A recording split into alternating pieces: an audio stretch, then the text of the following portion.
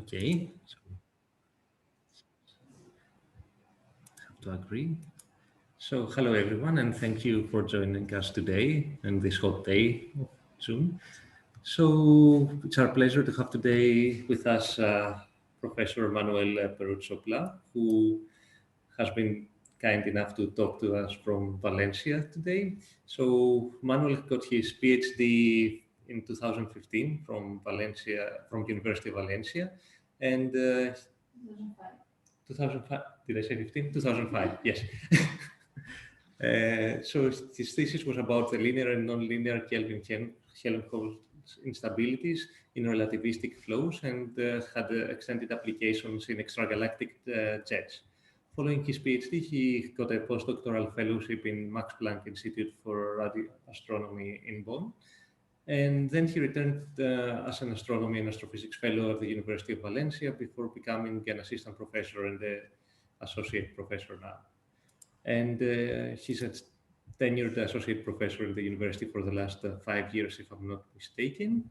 And his research focuses in astrophysical scenarios related to relativistic hydrodynamics. And as you understood from our discussions, this involves the study of extragalactic jets and galactic nuclei, outflows in the X-ray binaries and gamma ray binary systems. And he's an expert in relativistic macro hydrodynamic numerical codes like Pluto that implements for the study of the systems. And I think enough. Yeah, I think that's enough. If I can remember something else. And thank you for being here, and the floor is yours. Thank you. I am going to share my screen. Thank you for your presentation, for your introduction. I will share my screen now, or did I share? No, I think I made a mistake. I should share the whole screen. Desktop, yes. This is one, because otherwise I will not. Can you see now the presentation? Yes, okay, yes. I will hide this window. Right. All right, so it's a pleasure to give a talk here today for you. I would, as I said before, I would have loved to be there, but hope this can be done in the future.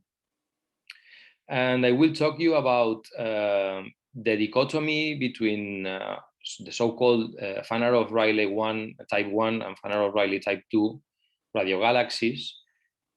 For those of you who don't know much about this dichotomy, I will present a short introduction about this. Okay, let's try to move on. All right, so you know that jets are formed at the nuclei of some active galaxies in a process that extracts rotational energy from the central black hole via the Blandfors-Nayak process, and this implies magnetic fields which are highly intense, of the order of 10 to the 4 Gauss, and they could be surrounded by winds generated at the accretion disk.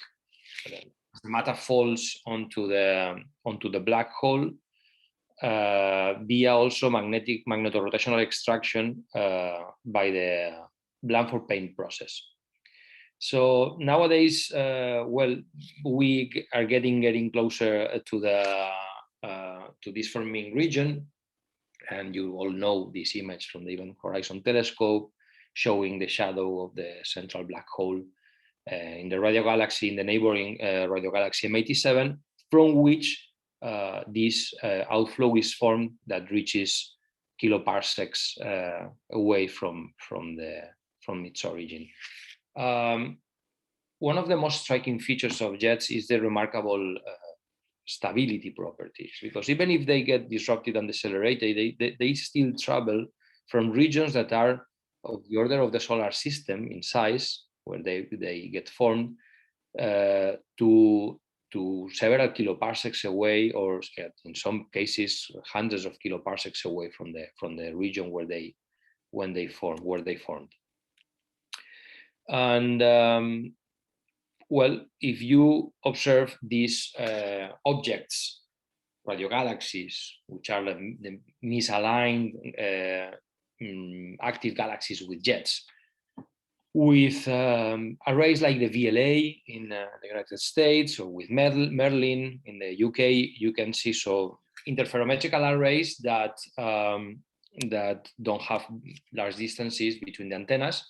You can see that there are sources which have that are edge brightened, so they have collimated jets and they get edge brightened at the impact with the intergalactic medium, like in this case 3C219 or Cygnus A.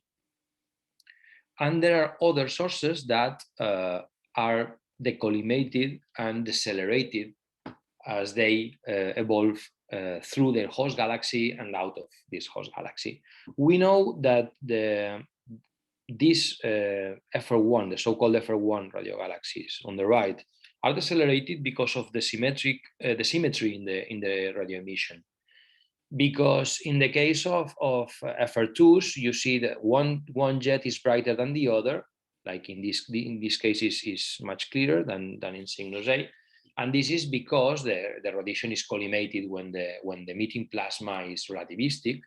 So the fact that we see the jet but not the counter jet implies that we are seeing a relativistic outflow. And as you can see on the right, in the case of FR1 radio sources, this is not the case. The emission is much more symmetric. But at the beginning, if you see here in 3C31, which is the one at the bottom right, you see that this jet is brighter than the other one, but with distance, the emission gets much more symmetric. And this means that the flow has been decelerated. So the difference between FR1s and FR2s is basically that FR2s are brighter at the edges, they are collimated, they keep being fast for long distances, and in the case of FR1s, they are brighter at the center. There is a region where they dissipate lots of energy, which is here, and that's why we see this region shine. And then they become presumably decelerated on the basis of the symmetric emission. So how do these FR1 jets decelerate?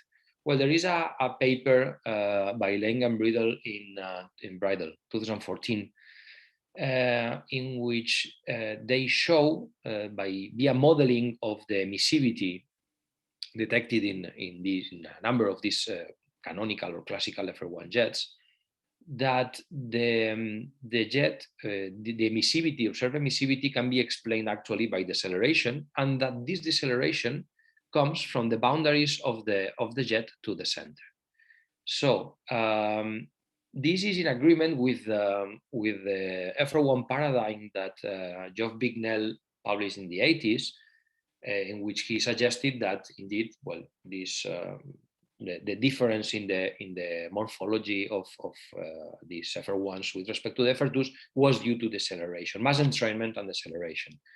And mass entrainment should happen from the boundaries of the jet to the jet axis, and via turbulent mixing with the ambient medium, and then the whole jet cross section would be decelerated.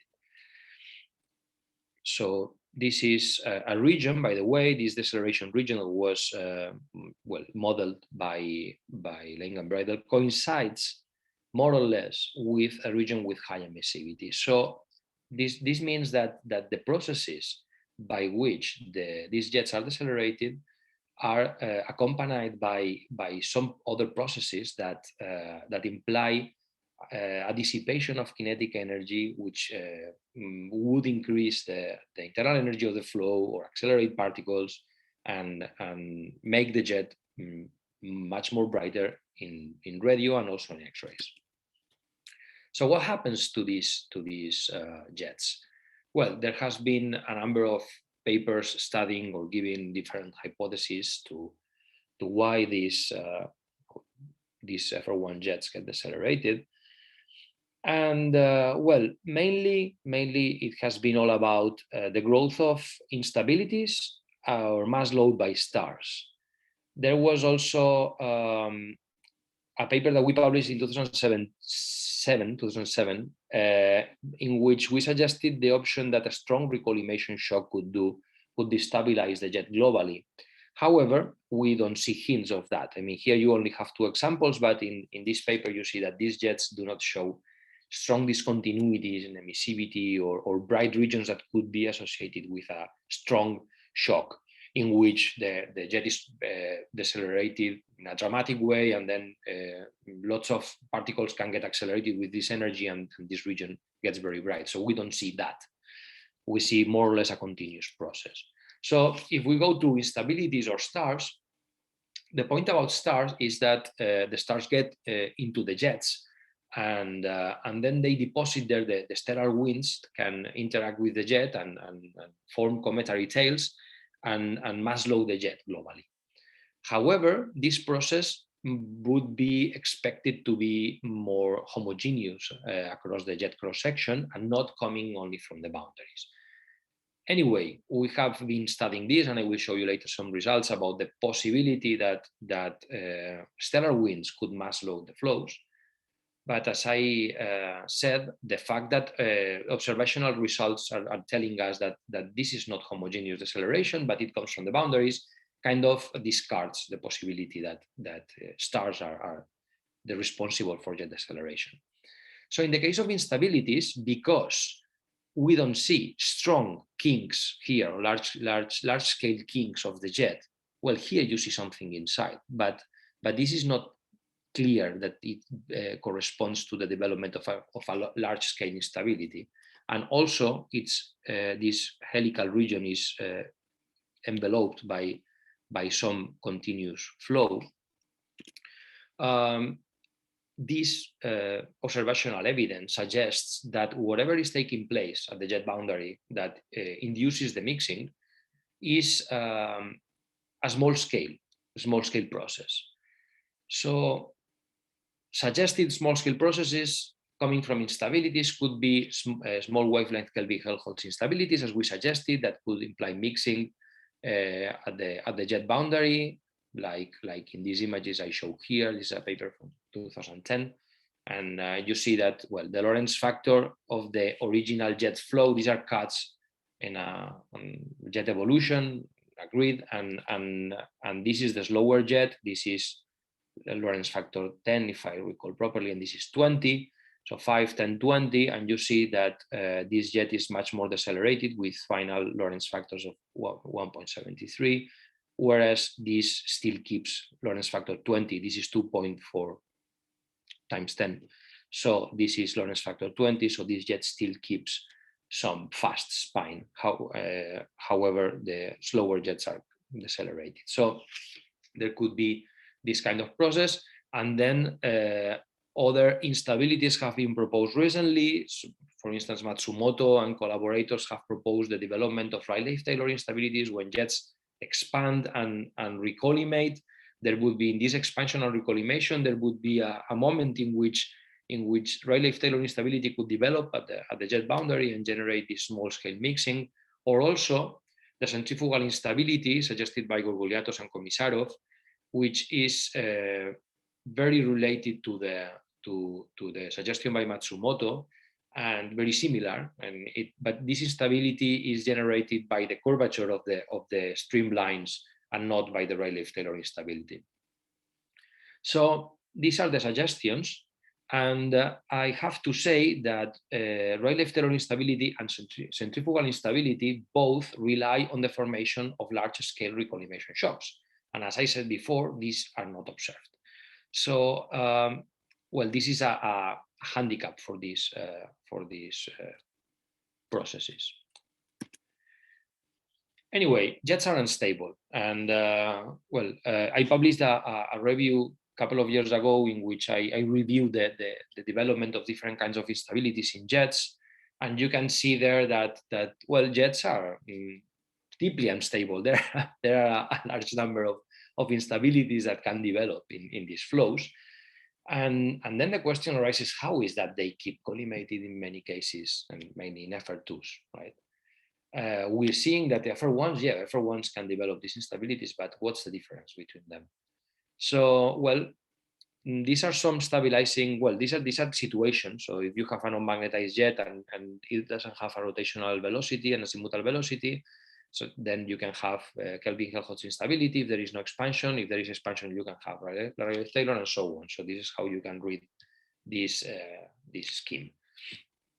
But you need stabilizing mechanisms for those jets that propagate to very large scales, and also even for FR1 jets that even if they collimated, they keep propagating for, in some cases, also for a couple or more 100 kiloparsecs. So what we know now from theory, different authors have been working. You can get the references in the review. You know that jet expansion is something that helps decreasing the growth rate of unstable modes, or the jet inertia, so represented by the density of the jet times its Lorentz factor, or the presence of a poloidal magnetic field too, the presence of a shear layer, or the presence of rotational velocity in the flow. However, not always these processes are good for jet stability, because, for instance, jet expansion stabilizes Kelvin-Helmholtz or current-driven instabilities, but is precisely the situation in which the rotational instability and Rayleigh-Taylor and centrifugal instability show up. So this is all a game in which there must be something critical that helps the jets to propagate to large distances, something critical and basic, right? Must be something really basic, because it happens in all FR2 jets. So, well, there is something I said here. I mentioned shear layers. So something that shields the inner spine of the jet, the fast spine of the jet, from the outer medium, that shields the jet and provides it with more inertia. Well, recent results by Bocardi et al. Show that actually, in the case of FR2s, these jets could be being formed in accretion disks that are probably generating a Blanford-Payne jet, so a wind that shields the Blanford-Snajek inner spine. So the fast, say, pair plasma, electron-positron plasma, should be or could be surrounded by an electron-proton outflow. This has been suggested before, but now these results, what they show, if you see here on the bottom right, is that typically with a couple of outliers, and there is an explanation for those outliers, the FR2s at large scales are wider than the FR1s. So this is the width of the jet with distance. So you see that at the same distance, FR2s are wider than FR1s. And this may mean that actually they are shielded by these winds. And this would provide them with not only with stability, but also with inertia. And inertia, as I said, is very important because it stabilizes Kelvin-Helmholtz and current-driven. And in the case of these instabilities, as they require expansion and the formation of a strong collimation shock, because if the jet is cold, for instance, the expansion is not so large. I will tell you later about this, but the presence of a wind is a very relevant option for stabilizing jets, and I will come back later to why they wouldn't expand and form recollimation shocks. So they would also stabilize, in this case, the centrifugal instability, for instance. In the case of the outliers that I mentioned, is because they are these jets could be wide because they are young and they are like restarts of previous jets that could be evolving in dilute media, so they expand more. So these may be FR1s at large scales, but they are atypical outflows. You don't have a continuous jet from the black hole to hundreds of kiloparsecs, but you have restarts. One of them, for instance, is Perseus A. So this is let me recall the phone number of this 3C84. 3C84, which is Perseus A, is one of them. So yeah, you can see it here, the squares. But these are at peculiar sources. But in general, right? So it could be that this would be helping jets. But I'm telling you about the dichotomy between FR1s and FR2s, but life is not so easy. In nature, you know that nature is perverse. And there are plenty of situations in which, for instance, what is Hercules A, an FR1 or an FR2? Well, it's collimated, but then it gets disrupted by the development of some instability here to nonlinear scales. And if you see this plot of radio power with projected source size, typically we associate FR2s to powerful sources, very bright in radio, and therefore they should lie here on the top of this plot, and FR1s, they are the weak ones, so they should lie on the bottom. But you see there is a continuous transition, as should be expected with, I mean, the dichotomy is purely, I mean, an initial classification to understand stuff, Aristotelian thing, right? So the story is that here you see different irregular patterns that, depending on the frequency of observation, you can hesitate whether to classify them as one thing or the other. But the point is that maybe we shouldn't classify them anymore as one or the other. But still, okay, I'm going to tell you about the limits of in power. So like a large, try to give you a large scale picture of the processes that can be taking place in the sources via numerical simulations that we run. So in the talk, I don't know how much time do you, okay. Yeah, we should accelerate a bit. It took a lot of time for the introduction. So in the talk, I will be talking about simulations, and I want you to have in mind some vocabulary that we typically use in our jargon, and this is making use of an old simulation of the 90s, I'd say. And I guess this is Mike Norman's simulation or my supervisor. I don't know exactly, but you have here a supersonic beam crossing this is an axisymmetric simulation, supersonic beam that reaches a point, so that the plasma that's flowing through this channel reaches a point in which it finds a wall. So it's the place where it's impacting the ambient medium. This is a terminal shock for the particles that are fast here. And this is because basically the flow here is much faster than the advance of the head. So there is a continuous overtaking, and this overtaking reveals itself because it's a supersonic flow in a shock. Then you have a contact discontinuity between the shock jet gas and the shocked ambient gas, which is lying here. And there is this feeling of all the gas that has crossed the terminal shock fills a region that we call cocoon or backflow region, which should coincide with the radio lobes in FR2s. Of course, in FR1s, there is no shock anymore because the jet is decelerated and becomes transonic, and then there are no shocks anymore. Okay, so with this in mind, we can, well, I don't want to go into detail here. I just want to tell you that these are the equations that we solve. They come from the, well, relativistic Magneto hydrodynamics equations, and these are the stress energy tensors for the gas and for the electromagnetic field. In the beginning of the talk, I will be using only this one, so there won't be magnetic fields. At some point, I will start introducing the magnetic fields, but the idea is that we have mass conservation, momentum conservation, energy conservation, and then the equations related to the magnetic field.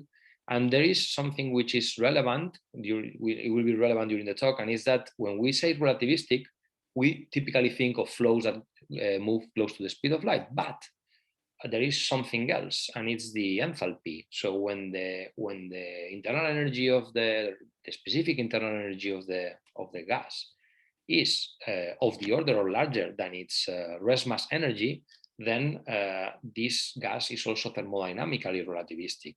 So it's not only a relativistic plasma is not only or does not have to be necessarily only fast, but it can also be hot, or only hot and not that fast. It could be also the case. So this is basically this term here, the H, right? Which can also be, in the case of magnetized jets, also hidden in this sigma, which is the magnetic energy. Here, as you see, in these conservation equations, we have zeros on the right-hand side. But there could be source terms. For instance, in the energy equation, there could be cooling. The mass conservation, there could be mass entrainment. And I will be using this during my talk. So let's start with that. Let's go to steady state. So we cross all the time derivatives in the equations, and then we introduce some mass load here. Forget about the gravity now. These are terms related with the gravity. So if our flow is very fast, we don't care about that. So let's have a look at this equation. If you discretize that and take into account the mass conservation and the mass load, this small q has turned into a capital Q. Here, you can say, okay, the mass flux that I have at some point is the mass flux that I had in the beginning plus the entrainment. And this allows me to compare the density at a given point along the jet with the original density. And I have these two terms, and then I can define a critical mass load, which will help me to understand whether the jet is going to be decelerated or not, which can be defined like this. This is the original radius at the injection or at the point where I start studying it. This is the mean radius from 0 to the point where in which I am studying the situation. This is the original density, original Lorentz factor, speed of light, and the distance covered. Okay, this allows me to draw this diagram from the experience that we got in our simulations. So typically, jets are initially overpressured with respect to the ambient medium. Initially, when they are close to the black hole, so the jets develop.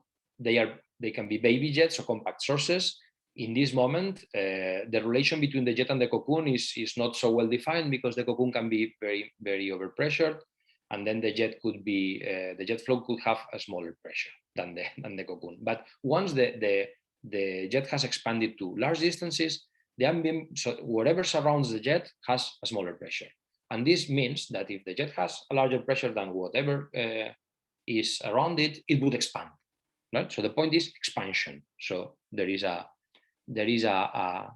relative drop in this ratio, ambient pressure to jet pressure. So this means expansion. And then you ask yourself, well, and now whatever entrainment there is going to be, is it important or not? Well, let's focus first on this window. Let's say no, it's not important. So the mass that I'm adding to the jet flow is not relevant compared to its initial inertia. And also, let's assume that at some point, the jet has been accelerated by its internal energy and the magnetic energy, and then it's fully dominated by particles and the kinetic energy. So we can take this as the magnetic field as negligible, and then expansion means that the density drops, and Bernoulli tells us that there could be, if there is some internal energy, this internal energy would fall, and then in the end, nothing happens to the jet. So there can be expansion, some recollimation shocks, mild, because if the jet is collimated, the opening angles are small, and then the recollimation shocks are very oblique, and this makes them less dangerous for the jet flow. The dangerous shocks are always the planar ones. Okay, so now we go to simulations, and we will take care of this region here. So what we did, this is a slide I had to present 2D simulations, but we have recently published a paper, and we are working on another one in which we use the same setup, and that's why I recycled this slide. So we use our code, RadPenat, which is a code that we have developed here in Valencia since my supervisor started it, and we have been improving it. And what we do is to inject jets because we care about the jet evolution, we use the jet. For us, the jet is already formed. We study the physics of jet evolution. So we have jets as a boundary condition in our numerical grids, and we make the jet evolve in we make the jet evolve in a density and pressure gradient of the host galaxy. So this is a double King profile. So this would be the galaxy, and this would be the group density. And in 2D, we did several powers. In 3D, we have done only 10 to the 45 first per second. And well, this is all the 2D stuff. But you can find more details in those papers here on the bottom right, the 2D simulations. And this is what we get in 3D. Right? So we get, in the case of the ambient medium we were using, and in the case of this jet power, we get this morphology, which is very elongated. So the jet is something very small here in the inner side of this. This would be the backflow. This is the shock damping medium, and we introduced some perturbation of the jet velocity at the injection in order to produce some 3D effects. Here you can see some cuts. This is res mass density, a map of res mass density. So here you have the information of what we used when we run the simulations. The jet is leptonic at injection, and it's injected with a radius which is 1/10 of the injection distance. So you see that you produce these low density regions surrounded by the shock damping medium. Fine.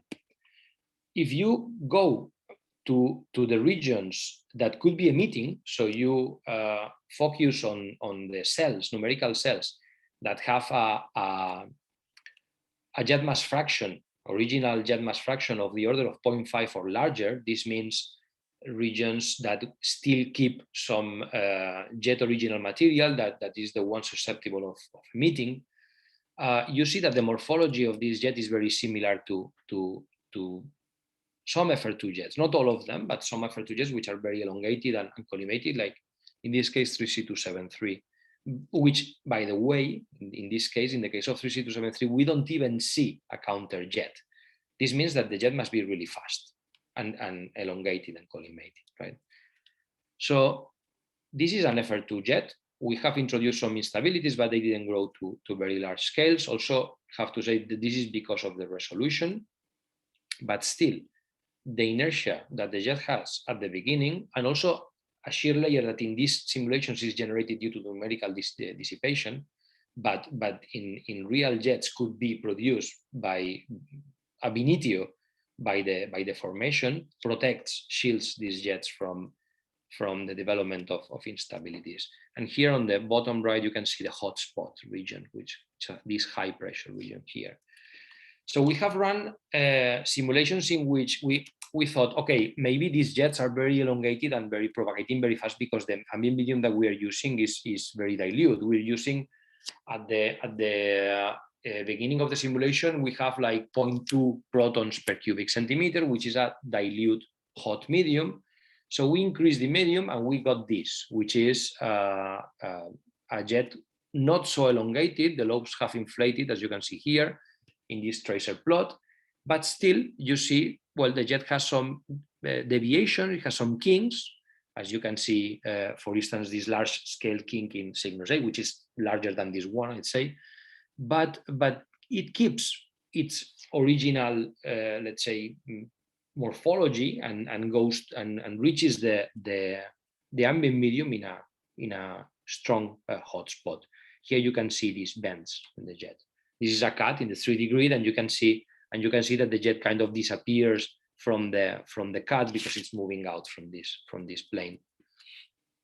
And this is something I don't want to stop because there are lots of numbers here. I won't stop that much, but I want just to tell you that these are numbers that we get from our simulation, and these are typical numbers and the mean values that we get from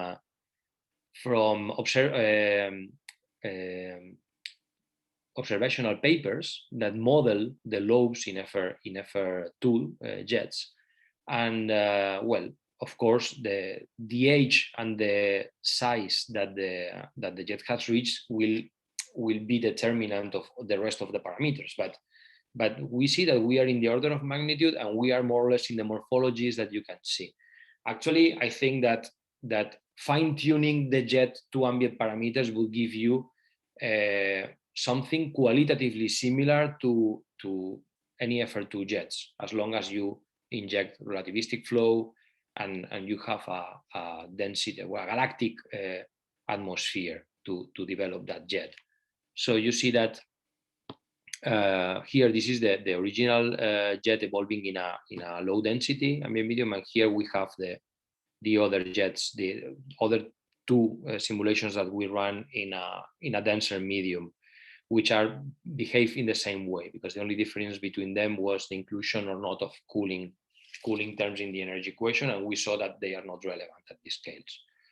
So we see that here, for instance, the density of the intracluster medium that the jet finds. This is the pressure of the intracluster medium that the jet is meeting. This is the intracluster medium temperature. This is the pressure of the jet lobe. This is the volume of the lobe. In this case, we have a difference, but we are at the lower limit. The velocity, advanced speed of the head that is estimated, and the Mach number estimated for the expansion of the radio lobe. If we increase the ambient density, you see that the values get even more similar to those typical in FR2 jets. Okay, so I think that. Excuse me, Manel, can I Yes. ask what is Yeah, the sure, density ratio? Sure. The initial density ratio between the jet and the ambient medium. This is Exactly. Okay. This is the initial density ratio for the jet evolving in a dilute ambient, and then you have to divide this by 4 for the other simulation. So it's from 10 to the minus 4 to 5 times 10 to the minus 4 in the simulations. Okay, right? thank you. So, well, some interesting stuff that we found in these simulations. This is a plot of the expansion of the position of the jet head with time. And these are 2D simulations, and this is a 3D simulation. And interestingly, the 3D simulation evolves faster than the 2D simulations, which is counterintuitive. And then we said, well, maybe it's resolution. We increase resolution, and you see that when you increase resolution, this is 8 cells per jet radius. You have 4 and 8. You have that the more or less convergence, and that it is even faster. So we realized that this perturbation, the small perturbation that we injected at the inlet of the jet, when we injected in as a boundary condition, was tilting the jet head slightly. And if you add this tilt to the fact that the jet is evolving down a pressure gradient, so it can accelerate down this pressure gradient, we found that the tilt, what it was doing was help the jet not being decelerated with respect to the planar shocks that you develop in 2D simulations. So in 2D simulations, you don't have typically a terminal shock that is an oblique shock. But in 3D, you allow the jet to dance. And this dance helps it to carve its way very easily. So it accelerates. However, when we increase the density in this second set of simulations that I told you about 1 minute ago, this doesn't happen. So this is the dilute ambient medium, the jet evolving in the dilute ambient medium, and the same jet evolving in a denser ambient medium. And we don't see that anymore. So this is in preparation, and we are still thinking about a solid reason for this. But we think it's related to the fact that that the instability that is triggered by this perturbation that we inject at the boundary condition is not developing in the same way in one case and the other, and this is due to the density ratio between the jet and its ambient medium, because the development of Kelvin-Helmholtz instabilities is sensitive to the density ratio, and this could be behind this result. So does this mean that jets that have a very elongated, FR2 jets that have a very elongated morphology are developing this kind of process? Well, could be in some cases, right? So it's something that provides you with this kind of morphology. However, if you have inflated lobes, so wider lobes, wider cocoons, certainly this means that the jet is being slowed down. So it didn't develop this tilt of the jet head.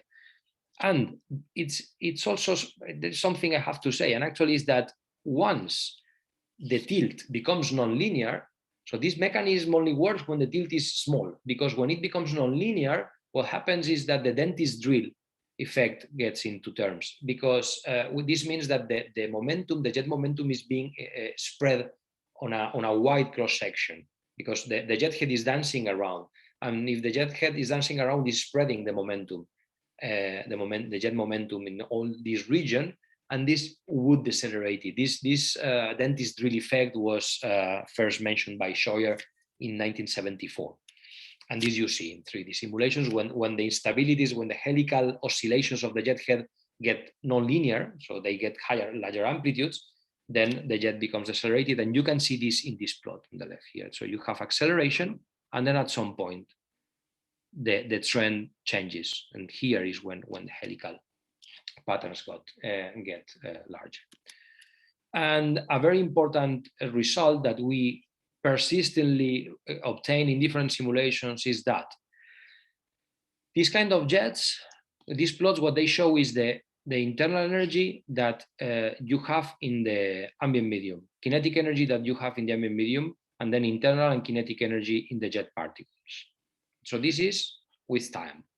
And this is a logarithmic plot that tells us that almost all the energy that you inject in a relativistic jet goes into the ambient medium via the shock, via dissipation of the shock and generation of pressure that expands the cavities and gives this energy to the ambient medium. So feedback in the case of relativistic jets is mainly initially driven by the shocks.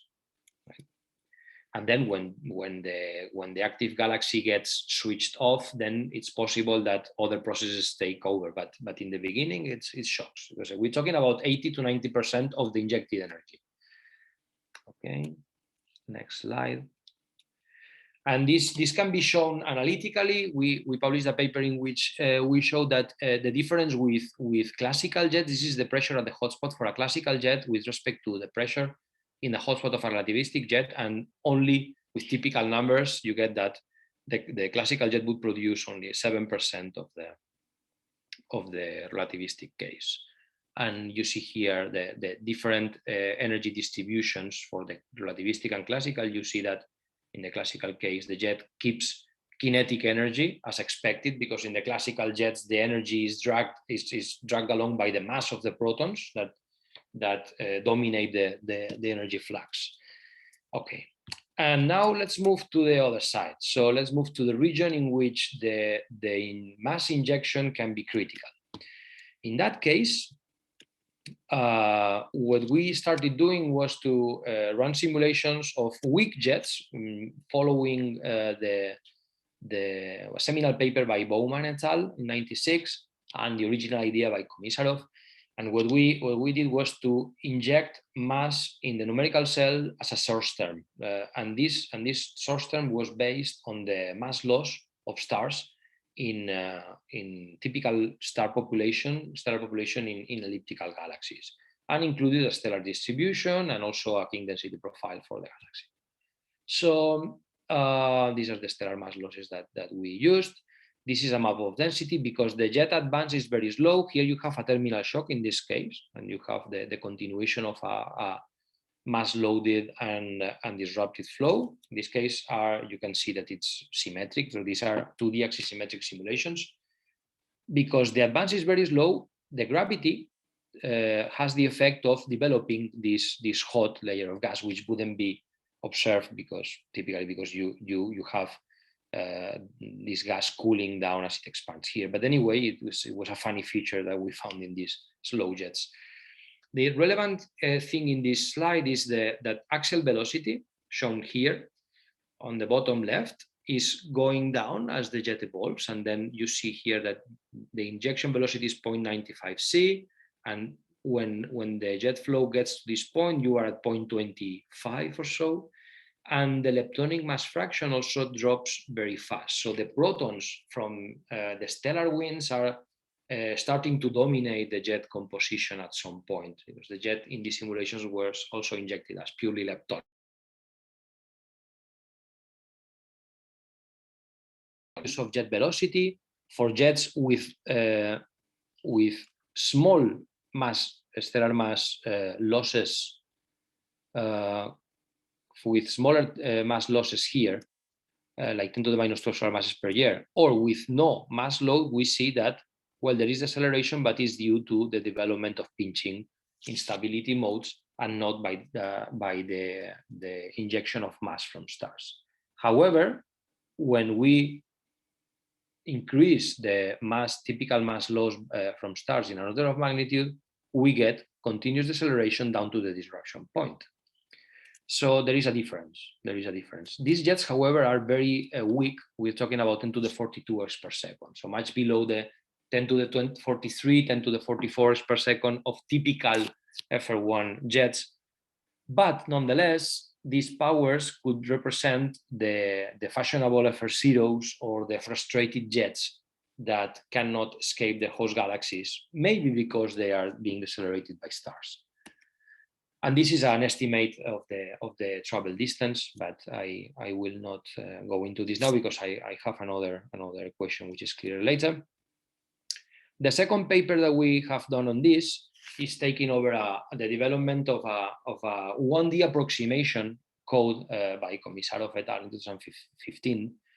And in this code, the approximation is that time and space become an axial position become the same because you assume that the axial velocity is close to the speed of light, and making a number of assumptions, reasonable assumptions at some places in jets, you have only to derive the transversal equilibrium of the jet at every point. You get steady state solutions that give you a map, a distribution of the physical parameters of the jet.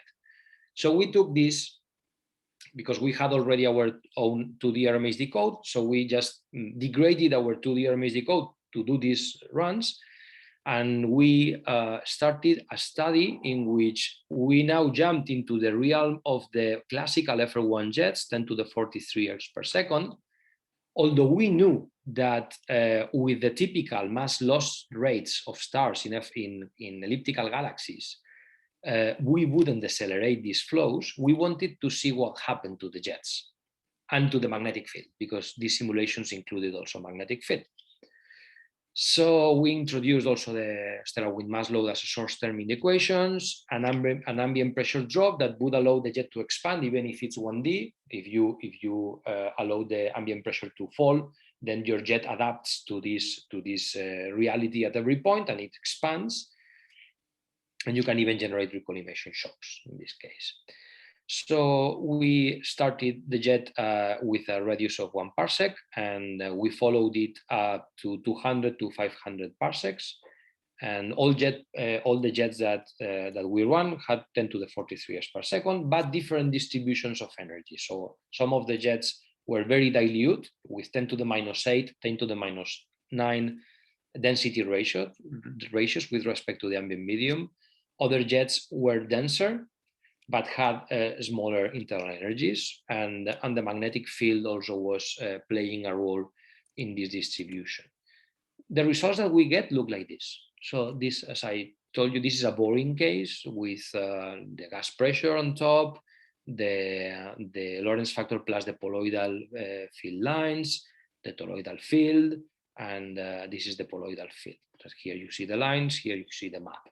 You can see this in the paper if you're interested. And we studied the evolution of these jets with these equations, right? So now here, I introduce here also the discretization of the energy, and here the mass conservation, including this source term of mass. So what we see is the following. There's lots of lines here, but in general terms, here you have a Lorentz factor 10 jet, Lorentz factor 7. This jet is cold and dense, and this is hot and dilute. And this is the Lorentz factor. You see that as we expected, the acceleration in this case, when you are using reasonable mass losses from stars in this kind of galaxies, are not spectacular. There is acceleration, but it's not something spectacular. These are the different pitch angles that we use for the different simulations, by the way. And we also include a simulation without magnetic field. The main difference is on the temperature. If you see here, the cold and dense jet heats up as it evolves. And the jet that is hot and dilute, it cools down. And this is because this jet here is dominated by kinetic energy. And when you inject the stars, the dissipation of kinetic energy is able to hit the jet flow. On the contrary, this jet here is dominated by internal energy. And when you inject the particles, which are cold particles, the stellar wind particles are much less energetic than the jet particles, then what you have is a strong drop of orders of magnitude in the jet temperature. So, well, there is no strong deceleration, but the jet properties are changing strongly. Here you have density, and you see that even if there is no deceleration, you have a strong increase in density in the dilute case, and this is the jet expansion that we see with some oscillations produced by the in this case, the green line corresponds to the larger pitch angle, which means that the toroidal field is stronger, and this produces some pinch of the jet boundary. However, well, this is stable along the simulation. And if we go now to the distribution of energy, so there are three energy channels in these jets. You have internal energy, kinetic energy, and magnetic energy. The red line is the total energy, which you see is constant. Here you have, this is the hot and dilute case, so it's dominated by the internal energy. The dotted line in this plot is very close to the total, but you see that interestingly the magnetic energy falls and the kinetic energy takes over. So, and this is a common feature in all the simulations. And in this case, this is a heavy load case, which you cannot trust at some point, because as I said, this code is only valid when the speed of the flow is close to the speed of light. So if there is a strong deceleration, which is the case for these simulations, at some point this assumption breaks down. But interestingly, if you see, the magnetic energy here is falling.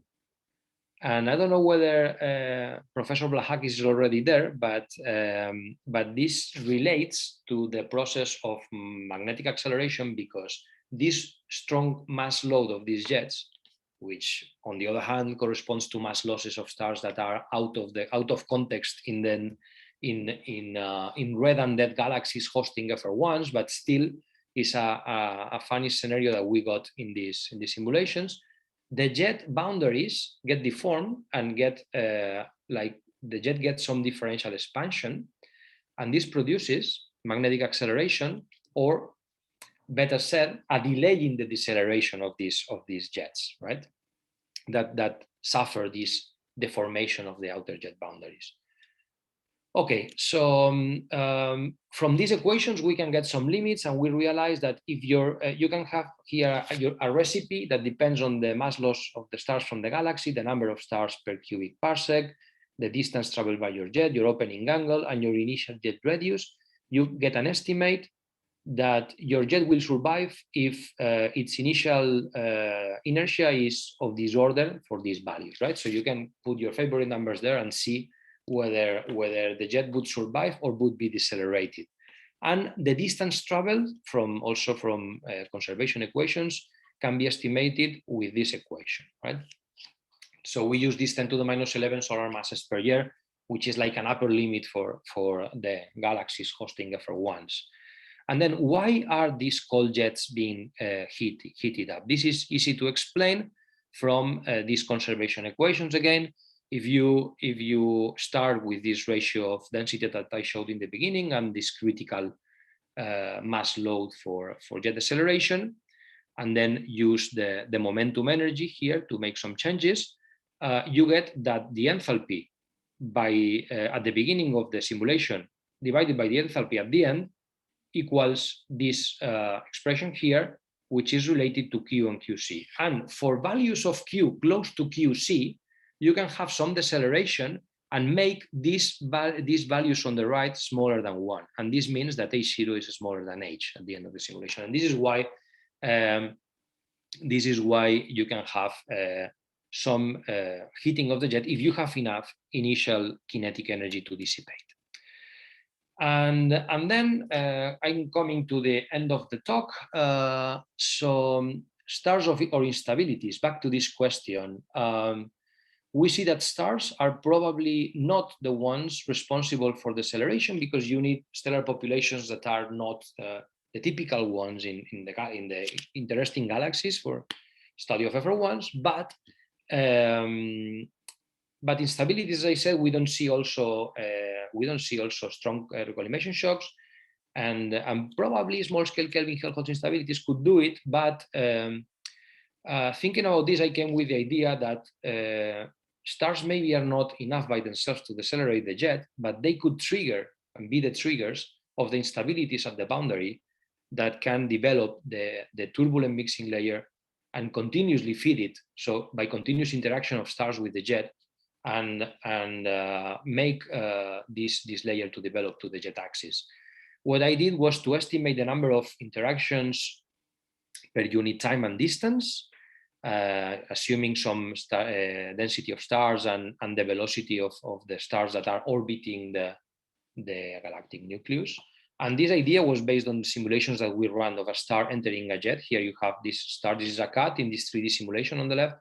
And the star is entering the jet to the right. The jet flow is going in this direction. And you see that there is a shock developing here. And interestingly, you have this turbulent layer here, in which not only the stellar wind mass is getting affected, but also there is some instabilities that allow the jet to, or allow the ambient medium to mix with the jet.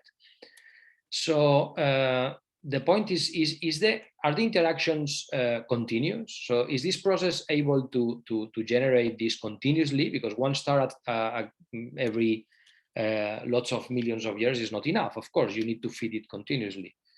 So I realized that if you consider that the jets have some shear layer which can be of 1 to 10% of the radius, the duration of the penetration of the star to the inside of the jet can take a time that is longer than the periodicity of interactions, penetrations and exit, because the process is the equivalent when the star exits the jet from the other side. And making some estimates, I could realize that I could show that the scales implied by the development of this mixing layer and the shape of this mixing layer would correspond or would allow to explain the observed deceleration patterns that Lang and Bridle reported in 2014. So stars maybe are not the stellar winds are maybe not the reason of deceleration, but could be the trigger by continuously perturbing the jet boundary. This process is unfortunately difficult to observe because the size of the stars or the interaction between the stellar bubbles, the interaction of these bubbles with the jet, even in M87, which is the closest radiogalaxy, is very small and now beyond the resolution achieved by our arrays.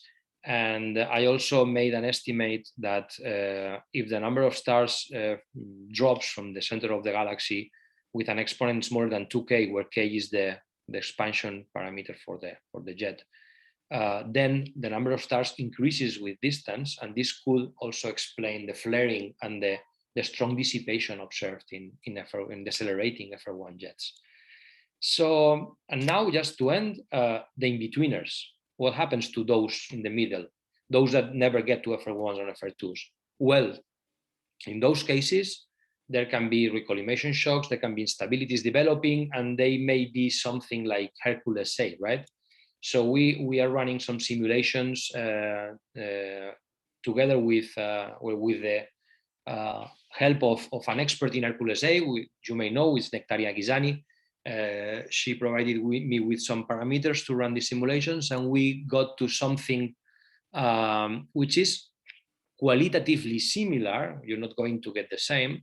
And we did this by means of a very hot jet. What this means is that if your jet is very hot, when it disrupts, it will generate a bubble that would resemble morphologies like this. And you still don't have a hotspot at the end of the jet. You have a disrupting jet, which can be disrupting here, and that's why you have strong emissivity here, and then you inflate this bubble. This jet, by the way, the one in the simulation is smaller than the one in Hercules A. This is like 200 kiloparsecs, and I think this is still less, so that's why it has to inflate more.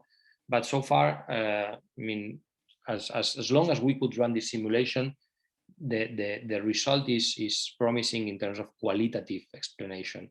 As I said in the beginning, fine-tuning would always give you similar stuff, but if you have to run simulations for weeks, you don't have the option of fine-tuning, so you have to be happy with the qualitative explanation. And this is the summary of my talk. I think I took long, but sorry, but I didn't realize that the introduction was longer than expected. I just, review this shortly.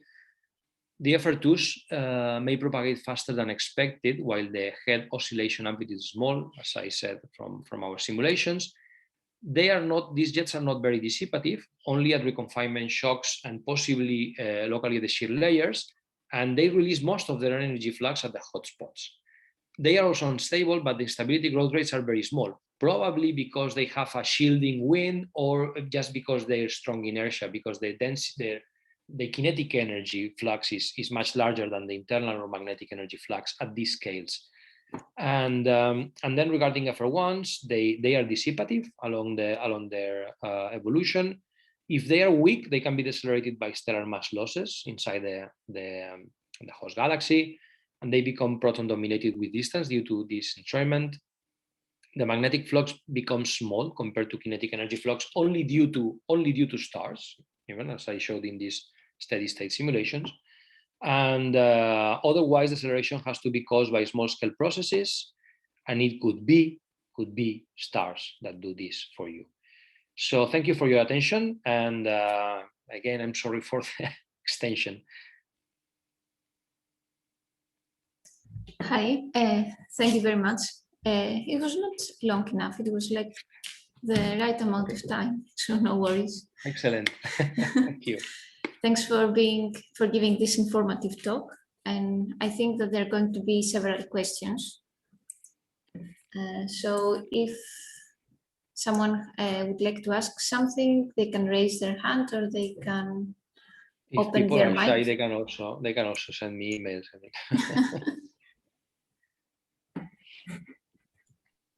Can I ask, Maria? Yes, of course. Manel, have you tried simulations in this